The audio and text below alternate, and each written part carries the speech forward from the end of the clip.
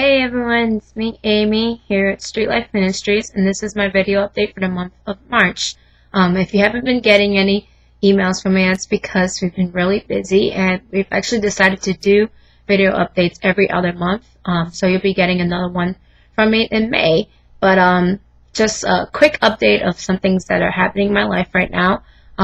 We just got done with teams during the month of March. There've been college and high school teams that came out to serve us for the missions trip during their spring break. And that was great. I got to meet some really good people and some people who really share the same heart and passion. It was weeks where just God was just so evident and working in the lives of the college students as well as the high school students. And that was just really refreshing and cool for me to see just the transformation that God does in a week.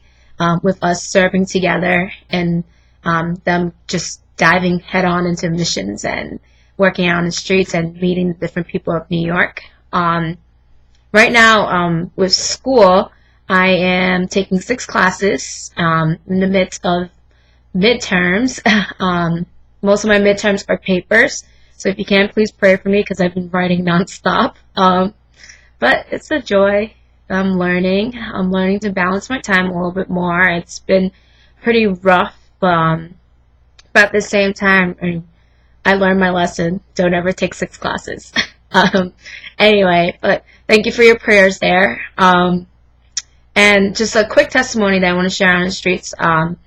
This 2 Saturdays ago, we went out in Flushing to do prayer stations, and after not going to Flushing for a really long time, it's really exciting to just be able to be back. And for me, sometimes like Flushing is one of the hardest things to do because just there's such a warfare being down there. Like it's so different than any of the spots that we do prayer stations at. Not as many people stop, and people don't fully understand why you're out there because of the culture and language barrier. And for me, every time I'm in Flushing, it's rough because I feel like I need to speak Chinese.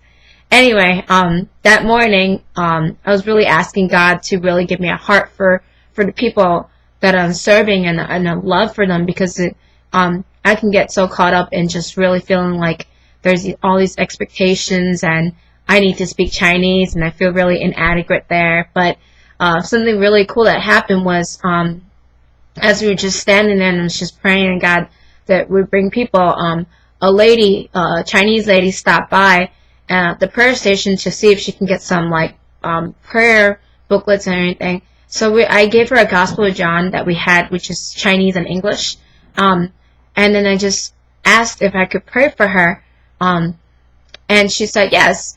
And I asked specifically, what do you want prayer for? And she said for her son and for his health and his developmental issues. And so I just prayed, and I really just was like, praying that God would help her and give her the grace to raise her son and all these things. And mind you, she doesn't really speak English, and so I prayed in English. So at the end of it all, like after I got done praying, I just noticed that she was crying, and I really I don't know what happened in the midst of praying for her or anything, but I just know that the Holy Spirit just touched her heart.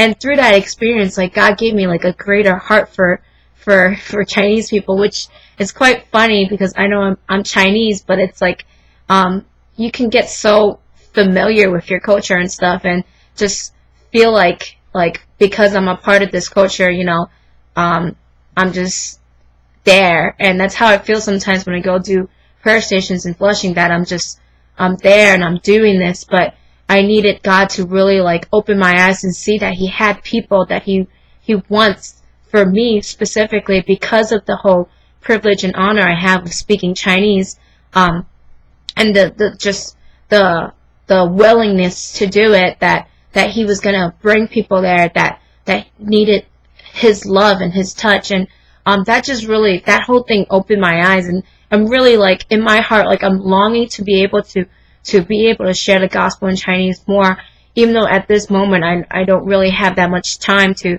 devote myself to that. But I really, if you can, please pray for me there, as well as just those that we serve out on the streets. God has such a specific plan and purpose for their lives, and his heart is so for them. And when we do prayer sessions in Flushing, it's hard because there is that cultural barrier, but at the same time, he's wanting to have the people in Flushing, this diverse community in the city, come to know him.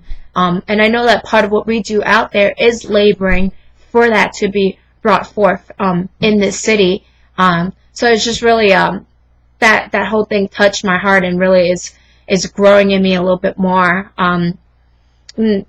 That's really it for now. Like I want to thank you guys for all your support and all your prayers through these past couple of years that I've been here on staff. I'm so grateful for each and every one of you. Without you here, without you guys, I wouldn't be where I'm at today. And I pray you have a blessed day, and thank you very much. And if you guys have any prayer requests or any comments, feel free to send them to me. I love you guys and hope you have a blessed day.